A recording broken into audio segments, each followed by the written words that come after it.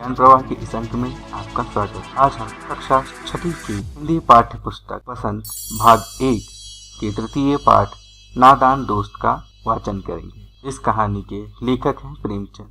आइए मेरे साथ वाचन कीजिए। नादान दोस्त। केशव के घर कार्निस के ऊपर एक चिड़िया ने अंडे दिए थे। केशव और उसकी बहन श्यामा दोनों बड़े ध्यान से चिड़िया को वहां आते जाते देखा करते। सवेरे दोनों आंखें मलते कार्निस के सामने पहुंच जाते और चिड़ा और चिड़िया दोनों को वहां बैठा पाते। उनको देखने में दोनों बच्चों को न मालूम क्या मजा मिलता। दूध और जलेबी की शुद्ध भी न रहती थी। दोनों के दिल में तरह तरह के सवाल उठते। अंडे कितने बड़े होंगे, इस रंग के होंगे, कितने होंगे, क्या खाते होंगे, उनमें से बच्चे किस तरह निकल आएंगे, बच्चों के पर कैसे निकलेंगे, घोंसला कैसा है। लेकिन इन बातों का जवाब देने वाला कोई नहीं। न अम्मा को घर के काम धंधों से फुर्सत थी, न बाबूजी को पढ़ने लिखने से।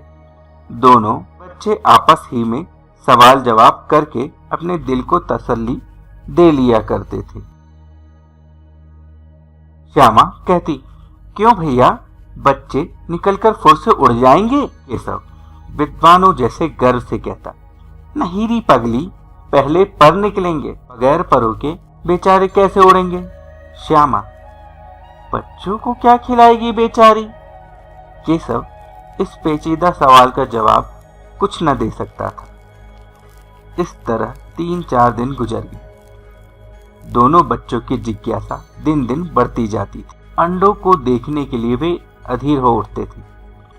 उन्होंने अनुमान लगाया कि अब जरूर बच्चे निकल आए होंगे। बच्चों के चारे का सवाल अब उनके सामने आ खड़ा हुआ।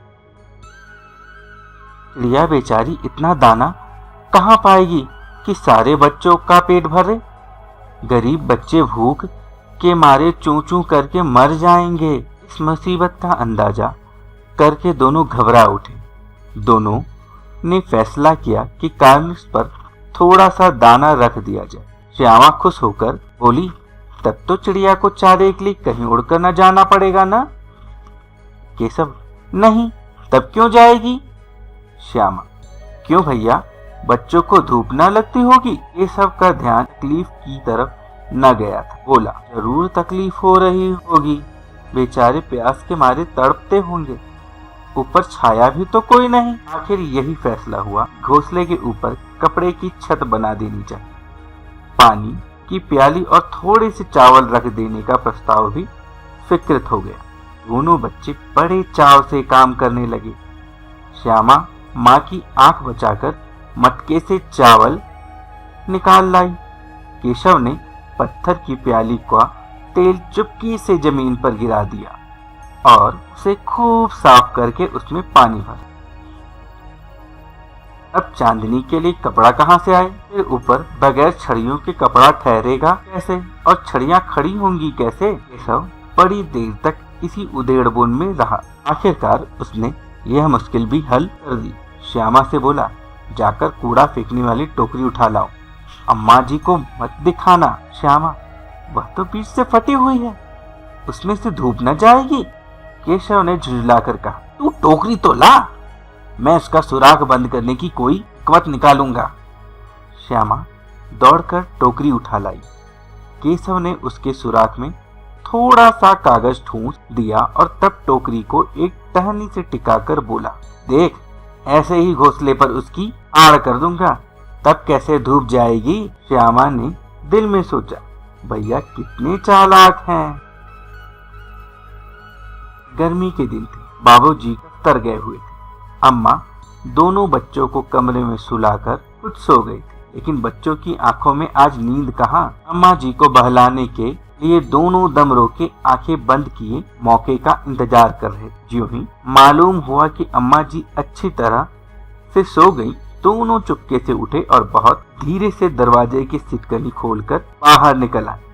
अंडों की हिफाजत की तैयारियां होने लगी। केशव कमरे से एक स्टूल उठा लाया, लेकिन जब उससे काम न चला तो नहाने की चौकी लाकर स्टूल के नीचे रखी और डरते डरते स्टूल पर चढ़ा। श्यामा दोनों हाथों से स्टूल पकड़े हुए थी। स्टूल चारों टांगे बराबर न होने के कारण जिस तरफ ज्यादा दबाव पाता था जरा सा हिल जाता। उस वक्त केशव को कितनी तकलीफ उठानी पड़ती थी यह उसी का दिल जानता था। दोनों हाथों से कार्निस पकड़ लेता और श्यामा को दबी आवाज से डांटता, अच्छी तरह से पकड़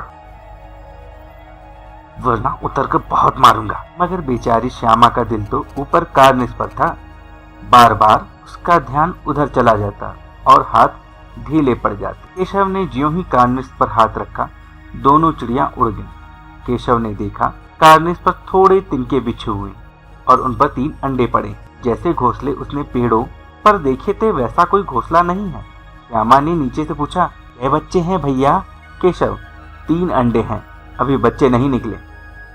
श्यामा, जरा हमें दिखा दो भैया, कितने बड़े हैं? केशव, दिखा दूंगा, पहले जरा चीथड़े ले आ, नीचे बिछा दूं। बेचारे अंडे तिनकों पर पड़े हैं। श्यामा दौड़कर अपनी पुरानी धोती फाड़कर एक टुकड़ा लाई। केशव ने झुककर कपड़ा ले लिया। उसकी कई तह करके उसने एक गद्दी बनाई और उसे तिनकों पर बिछाकर 3 अंडे धीरे से उस पर रख दी। श्यामा ने फिर कहा, हमको भी दिखा दो भैया। केशव, दिखा दूंगा, पहले जरा वह टोकरी तो दे, ऊपर छाया कर दूं। श्यामा ने टोकरी नीचे से थमा दी और बोली, अब तुम उतर आओ, मैं भी तो देखूं। केशव ने टोकरी को एक टहनी से टिकाकर कहा, जा दाना और पानी की प्याली ले आ, मैं उतर आऊं तो तुझे दिखा दूंगा। श्यामा प्याली और चावल भी लाई। केशव ने टोकरी के नीचे दोनों चीजें रख दी और आहिस्ता से उतर आया। श्यामा ने गड़गड़ा कर कहा, हमको भी चढ़ा दो भैया। केशव, तू गिर पड़ेगी। श्यामा, ना गिरूंगी भैया, तुम नीचे से पकड़े रहना। केशव, ना भैया, कहीं तू गिरा पड़ी तो अम्मा जी मेरी चटनी ही कर डालेंगी, कहेंगी कि तूने ही चढ़ाया था। क्या करेगी देखकर? अब अंडे बड़े आराम से हैं, जब बच्चे निकलेंगे तो उनको पालेंगे। दोनों चिड़िया बार बार कार्निस पर आती थी और बगैर बैठे ही उड़ जाती थी। केशव ने सोचा, हम लोगों के डर से नहीं बैठती। स्टूल उठाकर कमरे में रखाया, चौकी जहां की थी वहां रख दी। श्यामा ने आंखों में आंसू भरकर कहा, तुमने मुझे नहीं दिखाया, मैं अम्मा जी से कह दूंगी। केशव, अम्मा जी से कहेगी तो बहुत मारूंगा, कह देता हूँ। श्यामा, तो तुमने मुझे दिखाया क्यों नहीं? केशव, और गिर पड़ती तो 4 सरना हो जाते। श्यामा, हो जाते, देख लेना, मैं कह दूंगी। इतने में कोठरी का दरवाजा खुला और माँ ने धूप से आंखों को बचाते हुए कहा, तुम दोनों बाहर कब निकल आए? मैंने कहा ना था कि दोपहर को ना निकलना। किसने किवाड़ खोला? किवाड़ केशव ने खोला था, लेकिन श्यामा ने माँ से यह बात नहीं कही। उसे डर लगा कि भैया पिट जाएंगे। केशव दिल में कांप रहा था, कहीं श्यामा कह न दे। अंडे न दिखाए थे, इससे अब उसको श्यामा पर विश्वास न था। श्यामा सिर्फ मोहब्बत के मारे चुप थी या इस कसूर में हिस्सेदार होने की वजह से? इसका फैसला नहीं किया जा सकता। शायद दोनों ही बातें थी। माँ ने दोनों को डांट टपट कर फिर कमरे में बंद कर दिया और अब धीरे धीरे उन्हें पंखा झलने लगी। अभी सिर्फ 2 बजे थे। बाहर तेज लू चल रही थी। अब दोनों बच्चों को नींद आ गई। 4 बजे यकायक श्यामा की नींद खुली। किवाड़ खुले हुए थे। वह दौड़ी हुई कार्निस के पास आई, ऊपर की ओर ताकने लगी। टोकरी का पता न था। संयोग से उसकी नजर नीचे गई और वह उल्टे पांव दौड़ते हुए कमरे में जाकर जोर से बोली, भैया, अंडे तो नीचे पड़े हैं, बच्चे उड़ गए। केशव घबराकर उठा और दौड़ा हुआ बाहर आया तो क्या देखता है कि तीनों अंडे नीचे टूटे पड़े हैं और उनसे कोई चूने की सी चीज बाहर निकल आई। पानी की प्याली भी एक तरफ टूटी पड़ी। उसके चेहरे का रंग उड़ गया। सहमी हुई आंखों से जमीन की तरफ देखने लगा। श्यामा ने पूछा, बच्चे कहाँ उड़ गए भैया? केशव ने करुण स्वर में कहा, अंडे तो फूट गए। श्यामा, और बच्चे कहाँ गए? केशव, तेरे सर में, देखती नहीं, अंडों में से उजला उजला पानी निकल आया है, वही तो 2-4 दिनों में बच्चे बन जाते। माँ ने सोटी हाथ में लिए हुए पूछा, तुम दोनों वहां धूप में क्या कर रहे हो? श्यामा ने कहा, अम्मा जी, चिड़िया के अंडे टूटे पड़े हैं।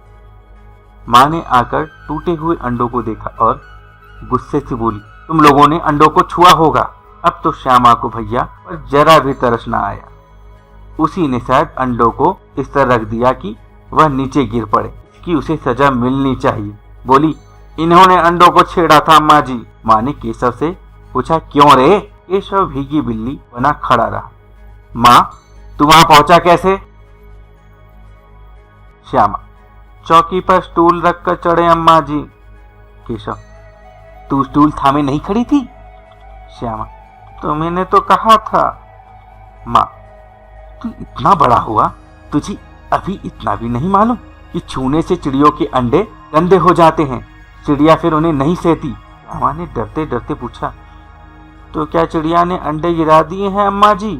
माँ, और क्या करती? केशव के सिर इसका पाप पड़ेगा। हाय हाय, 3 जाने ले ली दुष्ट ने। केशव रोनी सूरत बनाकर बोला, मैंने तो सिर्फ अंडों को गद्दी पर रख दिया था अम्मा जी। माँ को हंसी आ गई, मगर केशव को कई दिनों तक अपनी गलती पर अफसोस होता रहा। अंडों की हिफाजत करने के जोग में उसने उनका सत्यानाश कर डाला। इसे याद कर वह कभी कभी रो पड़ता था। दोनों चिड़िया वहां फिर न दिखाई दी। लेखक प्रेमचंद। आशा है कि आपके लिए यह कहानी मजेदार रही होगी।